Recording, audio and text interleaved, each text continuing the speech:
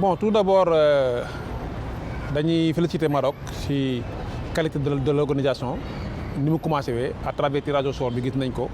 donc ça promet d'être une très belle CAN. Maintenant par rapport ak camp de base du Sénégal ak fu muy jouer à Tanger, il faut tout d'abord dire que Tanger c'est une très grande ville. Tanger a été à un moment donné une zone internationale donc bañ ko restitué au Maroc yàggul. Donc mu nekk une ville aussi très développée côté tourisme et très prisée par les Sénégalais pour diverses raisons. Toutefois, bon, communauté sénégalaise au Maroc mën nañ ni Casablanca la ëppee donc nous on s'attendait ou bien on priait pour que Sénégal mën a jouer à Casablanca. Malheureusement mën nañu notre prière n'a pas été exaucée donc mu nekk benn difficulté boo xam ne ñoo ngi koy prévoir ñoo ngi ciy xalaat pour le déplacement des supporters, des milliers de supporters résidant à Casa et qui souhaiteraient soutenir les Lions. Tanger dafa nekk ville boo xam ne comme ni nga ko waxee sànq bëri na ay Sénégalais mais pour diverses raisons et que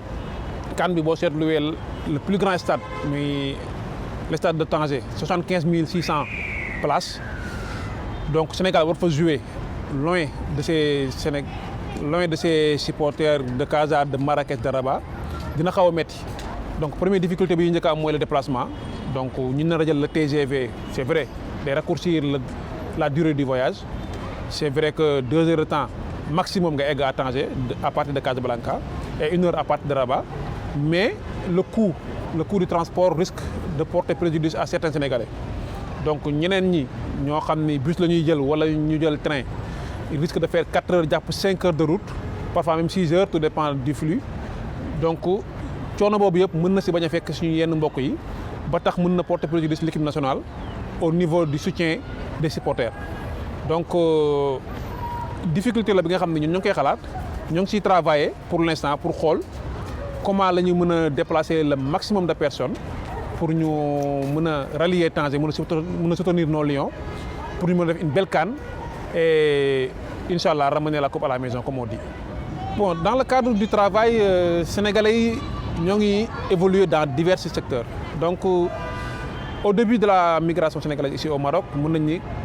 c'était les commerçants et les étudiants en langue arabe au début mais au fil des années donc la migration s'est métamorphosée donc les étudiants dans les écoles privées ñëw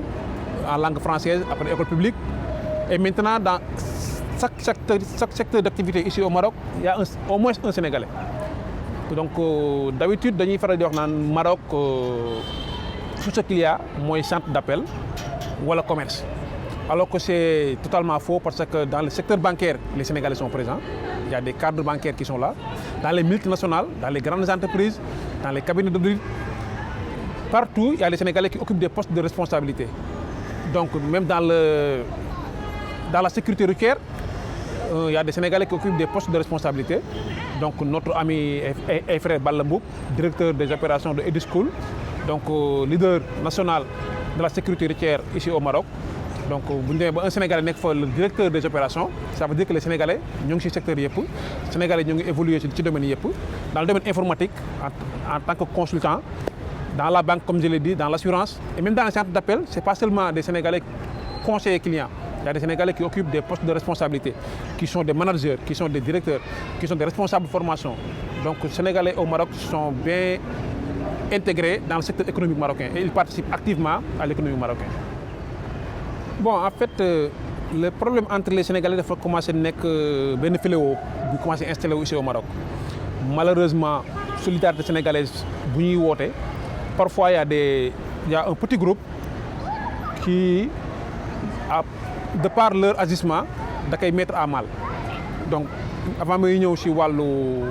wàllu assassinat boobu noonu que nous regrettons et que nous présentons nos condoléances à la famille du défunt. Donc dans plusieurs domaines sénégalais yi léegi boo gisee sénégalais lu ko métti rek mbokk sénégalais moo ko teg donc dañuy naxante ci wàllu arnaque il y a l'escroquerie il y a je sais pas des côté mariage des maris qui sont très violents donc kii ñuy teg suñu mbokk soxna yi ay affaires yu metti donc yooyu mooy jur yenn yi boo seetloo yooyu mooy jur yenn violence bay egg ci rey donc suñu frère Ibou Socé malheureusement à cause d'un différend avec un ami ça a un peu dégénéré mu egg si ba si faat bakkan donc ñu koy nakarlu mais dafa nekk fléau boo xam ne war nañu xoolaat suñu bopp ici au Maroc parce que il fut un moment sénégalais lu mu bëgg Maroc da koy am il fut un moment man samay yenn anciens yi ma fekkoon nañu ma doon nettali ne ma Marocains yi parfois sax daw ñu demandé carte séjour pour un sénégalais boo amee carte consulaire wala nga am carte membre de l'association rek ils te font confiance tu es sénégalais mais maintenant da ngay ut liggéey sax ne wala nga ut louer appartement ne je suis sénégalais marocain bi day xaw a ragal loolu yenn comportement yi moo ko indi nouvelle génération bi moo ko indi donc day laaj toog waxtaan suñuy biir day laaj xoolal suñuy bopp day laaj aussi ñu def bon benn prise de conscience déjà au niveau du Sénégal parce que émigration du ñëpp ñoo ko mën émigration du ñëpp ñoo ko war a def donc segg bi niveau Sénégal la war a commencé wee avant muy egsi ici au Maroc donc pour mën a éviter yenn fléau yooyu noonu mën a éviter yenn action déplorable yooyu noonu di am fii nii ici à Casablanca ou bien à travers le Maroc. Bon dans ce cadre man li may njëkk a wax rek avant may wax les actions menées par l'association donc man sama xalaatu bopp rek mooy qu'on puisse avoir une immigration consciente c'est-à-dire jeunesse bi nga xam ni wala un Sénégalais bu war a tukki mu am une conscience républicaine am une conscience aussi patriotique loolu boo ko amee rek di nga mën a moytu yenn yi ça c'est de un. Deuxièmement au niveau de l'association il y a plusieurs actions qui sont menées pour la conscientisation de la communauté sénégalaise ici au Maroc donc l'association mène plusieurs actions yi nga xam ni d'abord day rassembler les Sénégalais pour échanger ak ñoom xool seen bëgg-bëgg lan la seen problème lan la xool quels sont les différends qui existent xool nu ñu koy saafara wi ça c'est de un. Deuxièmement aussi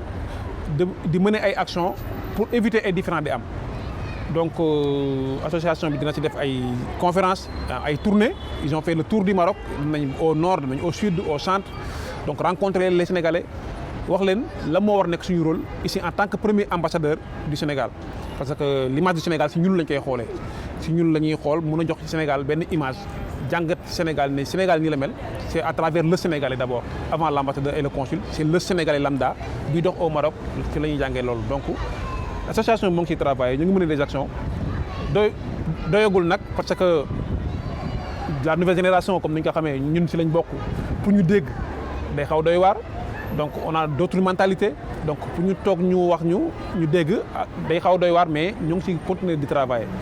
et que nous espérons que ça va porter ses fruits parce que programme bu association bi teg yëpp mën nañ ni c'est pour le bien-être des Sénégalais dem nañ sax ba signer une convention de rapatriement de corps en cas de décès d'un Sénégalais ici avec une assurance qui est Maroc Assistance donc loolu yëpp c'est pour permettre aux Sénégalais que boo ñëwee Maroc toogal nga liggéey toogal nga topp sa liggéey toogal nga gérer sa famille et que bu yàlla defee jàmm nga ñibbi Sénégal avec li nga fi ut ci woon bu yàlla dogalee li muy dogal aussi malheur am ñu yóbbu la ci say mbokk ci dans la dignité humaine kenn du la xamal dara donc loolu dafa bokk ci action de sensibilisation en même temps aussi parce que day tax duñ dugg ci yenn yi parce que pour man yenn yëpp yu fi am yàqamte sa wërsëg la yenn yu fi am yëpp parce que sénégalais comme ni ko expliqué wee ñëwal Maroc dafa bëri dafa gaaw boo ñëwee di nga gis sa bopp alors que Maroc comme l'Europe comme les États-Unis comme le Sénégal am na ay avantages am na ay inconvénients am na ay opportunités mais am na ay difficultés donc du ma ni kenn bul ñëw Maroc mais ku nekk na ñëw avec une conscience bi nga xam ni wóor na ko ni il a bien étudié le pour et le contre posé na ay questions étudié na le marché ba xam ne bu fi ñëwee ndax mën na fi gis boppam tenter chance am mais nag boo ñëwee aussi nga xam lu la fi indi xam ne d'abord tu es un ambassadeur du Sénégal d'abord Sénégalais mooy sa mbokk donc waroo ko def yenn yi moom tamit warul laa def yenn yi et que vivre en communauté même quand on appelle à l'ouverture vers les autres mais savoir que sa communauté mooy sa mbokk donc loolu bu ñu ko defee suñu bopp rek yenn yi dinañ ko mën a éviter. donc bon leneen aussi loo xam ne bëggoon nañ ko mentionner mooy les difficultés d'avoir la carte de séjour marocaine comme ni nga ko waxee sànq il fut un moment ici au Maroc kenn daaw ko demandé Sénégalais à travers la convention d'établissement bi ñu signé woon depuis 1964 donc Sénégalais yi amoon nañ possibilité yu bari fii au Maroc maintenant bon difficulté yi commencé na am c'est de par les comportements des Sénégalais de certains Sénégalais que Marocains yi jël yenn mesures yi appliquer certaines lois yoo xam ne amoon na fi parfois nga dégg ñu am Marocains yi léegi la carte séjour boo ko amul y a une nouvelle loi bu lay permettre bu ñuy def dañ lay juger nga fay des pénalités et cetera c'est pas une nouvelle loi c'est une ancienne loi mais qui n'était pas appliquée maintenant quand ils commencent à l'appliquer parce que dañoo sës Donc je me rappelle, il y a un commissaire qui m'avait dit ça un jour. Il m'a dit, est-ce que nous, Marocains, on vous crée des problèmes ici? Je lui ai dit non. Il m'a dit, pourquoi vous nous obligez à vous créer des problèmes? Donc c'est une question que les Sénégalais doivent se toquer. Parce que si nous devons appliquer les lois sénégalais, donc nous devons les pousser. Donc difficulté am carte séjour bi suñu autorité war nañ ci mëna juk ñu leen ci ñaan bis bu ñu amé occasion rencontrer leurs homologues marocains ñu négocier ak ñom parce que y a des incohérences dans les démarches. Un exemple may jël bu Sénégal yépp di wax pour avoir la carte séjour on te demande contrat de travail et la CNSS. Pour avoir le contrat de travail on te demande la carte séjour. Légui ban may jitu moromam les Sénégalais dañuy nekk ci benn difficulté. Donc lolu nonu bu ci autorité mëna ñëw ñu woyofal yenn yi. Donc le consul qui était là a pu négocier certaines choses. Muy Youssoufa Diop ñu koy remercier de passage. Donc le prochain consul bi ñëw mëna négocier yeneen yi ñu xol parce que état continuité la. Donc c'est pour que Sénégalais bu gëna am un bien-être ici au Maroc, gëna raffermir les relations entre le Maroc et le Sénégal qui sont des relations quand même exemplaires à travers le monde. Tout le monde en parle et que nous à travers nos actions personnelles, associatives et professionnelles ñuy faire tout pour mën ko raffermir que mën ko gëna mën dëgëral. Donc Sénégalais yépp mën ci participer mais dans la main avec les Marocains. Le ma ci ñëk wax rek moy la mise en application de la convention d'établissement. La convention d'établissement bu ci ñëw en 1964 d'abord communiquer sur la convention pour que gars nit ñi xam ko xam lan la Sénégalais am droit fii lan la fi Sénégalais amul droit lan la Marocain am droit au Sénégal parce que nit ki parfois ñàkk xam dina tax yenn ñagas-ñagas ci di am mais Sénégalais bu nekk bu communiquer sur la convention mu xam yan droit la Maroc ak yan devoir ak fan la limite am yem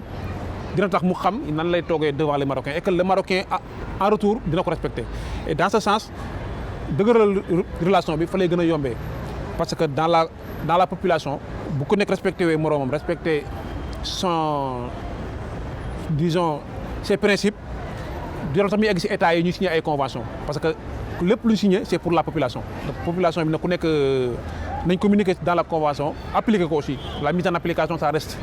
peut-être les Marocains au Sénégal je sais pas wax dëgg yàlla mënu ma see communiquer wu peut-être ñoom xam nañ ko peut-être que leur autorité a communiqué sur ça et que ñoom ñoo ngi ci bénéficier wu ñun on doit faire beaucoup plus de communication dans ce sens et que demander à nos amis marocains ñu appliquer toutes les dispositions de la convention d'établissement. Bon, un dernier message maa ngi koy lancer les Sénégalais qui sont là donc ñu xam ni émigration sori sa mbokk sori sa dëkk yombul donc résilience la laaj persévérance donc ak volonté xam lu la fi xam la moo la fi indi xam ni ñun ñëpp dañoo ut si bis ñu amee dañuy ñibbi mais ut bu ñuy ut si na rafet na tegu si yoon ba lépp loo am bu ëllëgee nga toog avec ta dignité xam ni lii tu es fier d'avoir ça parce que dama ko am dignement